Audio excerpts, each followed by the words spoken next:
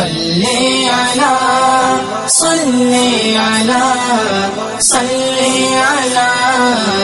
محمد۔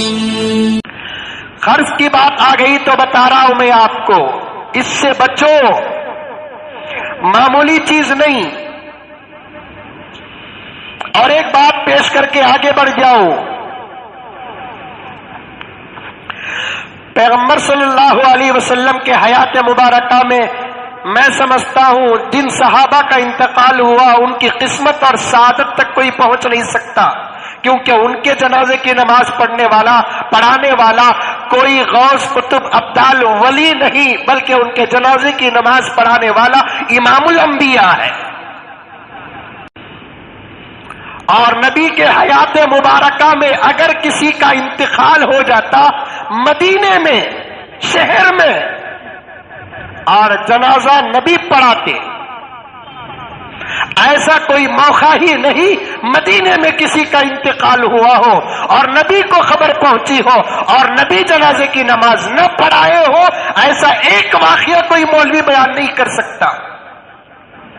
لیکن نبی کی عادت دیکھو، قرض لے کر ڈبانے والوں، میرے عنوان کا رخ دوسری طرف جا رہا ہے لیکن میں لے کر جا رہا ہوں، واپس آ جاؤں گا۔ ضرورت ہے اس وقت ہمارے اپنے معاملات کو طے کرنے کے لیے، یہ باتوں کی سخت ضرورت ہے، اس لیے عرض کر رہا ہوں نبی پاک صلی اللہ علیہ وسلم کی عادت رہی جب بھی کسی جنازے میں جاتے اللہ کے رسول میت کا دیدار کرتے اور اس کے بعد جنازے کا جب وقت آتا صفیں تیار ہو جاتی، پیغمبر سوال یہ نہیں کرتے یا کیا پوری نماز ادا کیا ہے، پیغمبر یہ سوال نہیں کرتے اب تک کے پورے روزے رکھا ہے، پیغمبر یہ سوال نہیں کرتے ماں باپ کے ساتھ اس کا کیا سلوک تھا، پیغمبر یہ سوال نہ کرتے بیوی کے ساتھ اس کا کیا سلوک تھا، پیغمبر یہ سوال نہ کرتے پڑوسیوں اس کے حق میں کیا کہتے ہیں، پیغمبر یہ سوال نہیں کرتے اس کے اخلاق کیا ہے، اس کا کردار کیا ہے، اس کا کیریکٹر کیا ہے، اس کی تہذیب کیا ہے، یہ تمام معاملات کو اپنی جگہ پر رکھتے۔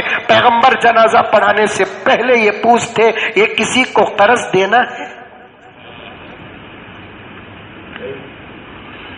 یہ ضرور سوال کرتے۔ اگر آج یہ سوال کر کے ہم جنازے کی نماز پڑھانے کی شرط لگائیں گے تو پتہ نہیں کہ کتنے جنازوں کی نماز پڑھانے کا موقع ملے گا اور کتنے جنازوں کو جا کر بغیر پڑھائے کے واپس آ جائے۔ اگر جواب آتا یہ کسی کو قرض نہیں دینا، پیغمبر نماز شروع فرما دیتے۔ اگر جواب آتا ہاں یہ کسی کو فلاں کو قرض دینا ہے، پیغمبر فوراً کہہ دیتے تم میں سے کوئی پڑھا لے، محمد نہیں پڑھائے گا۔ فوراً اس مجلس میں جس کو یہ جنازہ قرض دینا ہے وہ کہتا یا رسول اللہ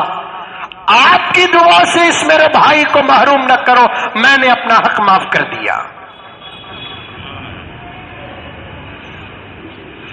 آپ کی دعا سے میرے بھائی کو آپ محروم نہ کرو، میں نے اپنا حق معاف کر دیا۔ یا نہیں تو عثمان غنی یا نہیں تو عبد الرحمن بن عوف آگے بڑھ کر کہتے یا رسول اللہ میرے بھائی کو آپ اپنی دعا سے محروم نہ کرو، اس کے طرف سے اس کا قرض میں ادا کروں گا۔ قرض پر بات آ گئی، محتاط رہو محتاط۔